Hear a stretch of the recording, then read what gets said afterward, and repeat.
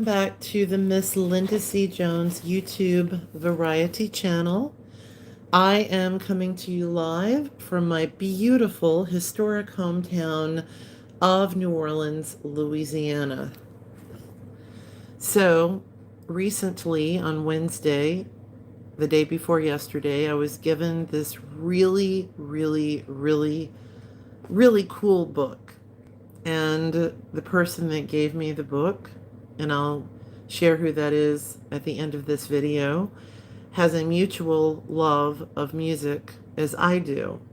And we are both native New Orleanians. We've lived here our entire lives. We've poured our heart and soul and being into the culture of this city, our music, and as professional musicians, that aligning with our love of all that embodies New Orleans certainly is captured in our music and those other musicians who we admire. So, I'm not sure yet if I'm going to make this a series and read excerpts from the entirety of the book, but let me begin by giving credit to the authors of the book and the title. I'll begin with the title. Very clever title. So an artist, a very famous artist by the name of Jelly Roll Morton, creator of jazz, as it has been written and told and believed, creator of jazz. There is a book written about him called Jelly's Blues. Jelly's Blues. And the authors of this book are Howard Reich and William Gaines. And it's about the life, the music, and the redemption of Jelly Roll Morton. That's pretty powerful when you think about someone's life and their music, and you literally put it in that capacity. You say the life, the music, and the redemption of a particular person, right? So again, the title of the book, if any of you are interested in trying to find a copy of this, and I understand from the person who gave this to me, and I thank you with all my heart. I'm so grateful for this book. And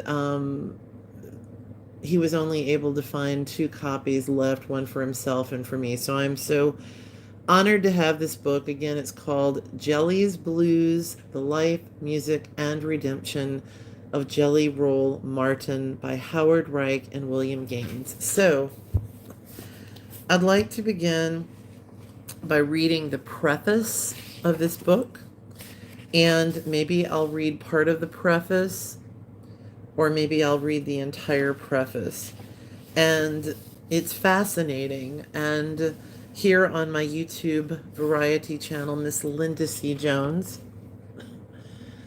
I share so much about my historic hometown, and I think that this is something great to add to the channel. And I know I'm going to enjoy reading the entirety of this book. So here we go. The preface of the book entitled Jelly's Blues. And the book begins by saying in the preface, at first glance, the petite white building near the crossing of Royal and St. Peter Streets in New Orleans's age-old French Quarter looked no different than the other relics on the block. Its hand-painted wooden shutters and wrought iron lattice work evoked the same mystical period in American culture when the 19th century was slipping into the 20th and a new music, jazz, was beginning to take shape. But appearances can be deceiving. The building's classic New Orleans facade might have seemed typical, but its contents, though virtually unknown to the world, were extraordinary. Inside the narrow building and up a creaky flight of stairs, a 2-room apartment had been packed from floor to ceiling with used 2-lane shirt company boxes, weather-beaten A&P grocery bags, and other cartons, crates, and containers. The stash all but filled a living space roughly 20 feet wide by 35 feet long and 12 feet high. A paper-laden fire trap, if ever there was one. Within these walls, an eccentric collector named William Russell had jammed more than a half a century's worth of New Orleans memorabilia, the long-forgotten, precious American jazz, with each shirt box and shopping bag meticulously labeled by hand. Until Russell's death in 1992, at age 87, no one realized the significance or the value of the precious documents he had hoarded, in some cases by seizing them from trash bins just before the garbage collectors did. There were more than 65,000 items in all, including historic correspondence, contracts, photos, and other bits and pieces of music history, most of it pertaining to the man who claimed to have invented jazz, Ferdinand Jelly Roll Morton. The collection documented Morton's rise in New Orleans at the dawn of the 20th century as the first jazz composer, as well as his descent in the 1930s into obscurity and extreme poverty. The authors verified and expanded upon this material by locating and analyzing copyright records, conducting interviews, and examining public documents, including congressional files, civil lawsuits, probate records, corporate filings, and material from the U.S. Department of Justice. Toward the end of his life in the late 1930s, Morton was nearly forgotten as a jazz innovator and widely ridiculed as a braggart, pimp, card shark, pool hustler, and worst of all, has-been. His biographers eagerly retold his colorful stories of life in turn-of-the-century New Orleans, but called him a liar when his facts clashed with theirs. More than a half a century after his death in 1941, he was termed a racist by the fanciful Broadway musical Jelly's Last Jam, 1992, a cliche by the movie The Legend of 1999, and a brute and a bully by the Ken Burns TV documentary Jazz 2001.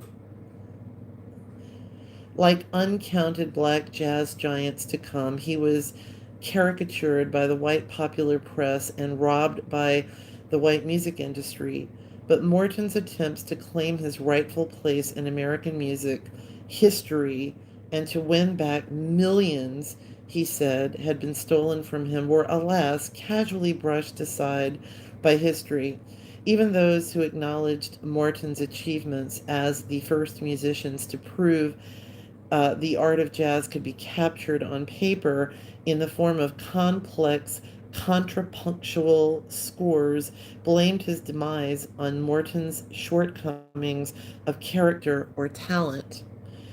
If Morton hadn't rubbed so many people the wrong way, they said, he might have gotten more work when he needed it most. If he hadn't been so hard on musicians, he might have been able to hold a band together. If he hadn't lost touch with the changing musical tastes of the 1930s, he might not have been discarded by the jazz industry he helped create. Yet all these well-worn bits of conventional wisdom, recycled and embellished in article after article and book after book, were minted before anyone had studied the full contents of Russell's gloriously overstuffed French Quarter apartment. So only Russell knew that the pulpy myths about Morton were half-truths at best. Only Russell realized that the young man, who indeed started out as a New Orleans hustler, had reinvented himself as a serious composer who spent every penny on his music. And only Russell knew of Morton's brilliant last scores, the groundbreaking works the composer penned in the last 3 years of his life, but couldn't get anyone to perform or record. It was nearly 60 years after Morton's death that the composer's last music was heard, and these compositions alone recast his place in history. For even at the end of Morton's life, when he had run out of money and chances, he was writing music more harmonically and structurally advanced than anything else by his more celebrated peers, and he knew it. The man who had made the first great leap in jazz, capturing an improvised art on paper at the end of his life, made yet another in composing his radical final pieces. Morton pointed the way toward an avant-garde music that still was more than a decade in the offing. Reconsidered through the avalanche of otherwise forgotten paperwork that Russell rescued from oblivion, as well as newly unearthed documentation from court, probate, and copyright records, Morton emerges as a different character than the prevailing wisdom suggests. He was not the pathological liar of familiar lore, but in his maturity a focused, humbled man whose letters prove verifiably true and honest. If a Gulf Coast hurricane had blown through the French Quarter or into the French Quarter before Russell's death, the documents that reveal what really happened in Morton's life might have been swept away forever, leaving the true story of Morton's noble journey unknown and the myths forever in place. Fortunately, for anyone who prefers hard facts to tried tales, no tempest ever disturbed Russell's irreplaceable collection, and as he approached the end of his life, he arranged for his precious papers to be stored in the vaults of a Crescent City archive, the historic New Orleans collection. This trove included the heartbreaking correspondence Morton penned in the last 3 years of his life to his closest remaining friend, Roy Carew. When the archivists at the historic New Orleans collection opened Russell's musty grocery bags and unfolded the yellow shirt boxes, they brought to light hard evidence that could dispel the myths, partial truths, and distortions that long have been hovered around Jelly Roll Morton's name. The composer himself very likely walked past the quaint old buildings near the corner of Royal and St. Peter Streets many times in his New Orleans youth. But he couldn't have imagined that its contents someday might help vindicate him, showing at last that he wasn't the charlatan that history eventually made him out to be. And that's the end of the preface. Very fascinating. I might take all of you through this entire book. I'm so touched by this gift and this phenomenal, extraordinary music history. You know, I think that the words written in the history, in the preface, I should say, of this book entitled Jelly's Blues, The Life, Music, and Redemption of Jelly Roll Morton, Morton, Morton, again by authors Howard Reich and William Gaines. The preface is so compelling and so fascinating that I read it several times since this was given to me on Wednesday, and I'm beginning to delve into other parts of the book, which are absolutely extraordinary. Walking past those streets myself that are mentioned, and the person who gave me the book, and my family that I love so much, and my friends, and being a part of the heartbeat and soul of this community, and having given my life to this community and still doing so, my heart and soul just align so powerfully with these intense words of the proof of a man's musical creations, of someone that gave so much to the world by his invention of jazz, born out of my beautiful historic hometown of New Orleans, Louisiana. Since this is a live video, once it uploads, what I will probably do is go back in and I'll put maybe 1 or 2 links of some recordings of Jelly Roll Morton so that you can hear this authentic music, this creation. As a songwriter myself, a singer, songwriter, cantor, entertainer, etc., when I am inspired to write music and the pen goes to paper and the recording and the ideas and all of these wonderful things that come together, I know that it is from God, our Creator, that our Heavenly Father, that the source, implants all this within us as He gives us all different talents. And I know that when I'm writing songs that it can only come from God. Even the people and the places that give myself or other artists inspiration, that can only be explained by God, because we're all given different talents and they are meant to be used. And I am so grateful that I've used mine most of my life and that I'm still using them. So anyway, I will be reading maybe some excerpts, maybe a chapter at a time, but after reading to you the preface, I'm kind of inspired to read to you the entirety of this book.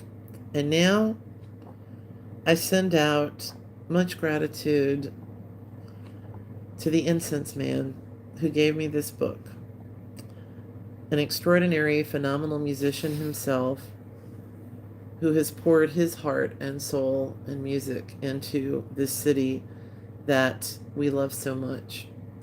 All right, everybody, I'm going to just hold this book up a little bit for you. This is actually like plain cover, but let's see if you can see this. Let's see.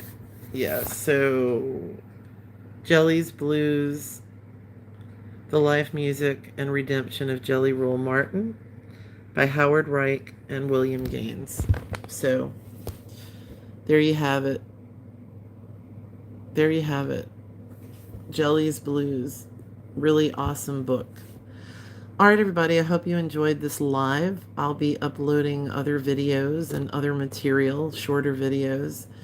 Thank you so much for being a part of the Miss Linda C. Jones YouTube variety channel. If you are just happening to happen upon my channel, please consider subscribing. It's absolutely free of charge, and it's a variety channel because I have my music, I have cover songs, professional recordings, on-the-spot recordings, music that I've written, interviews with local entrepreneurs in my city of New Orleans, Louisiana. And I just send out gratitude to all of my subscribers out there, my faithful subscribers. Thank you all so, so, so much. Have a great evening. Peace out and God bless. Bye.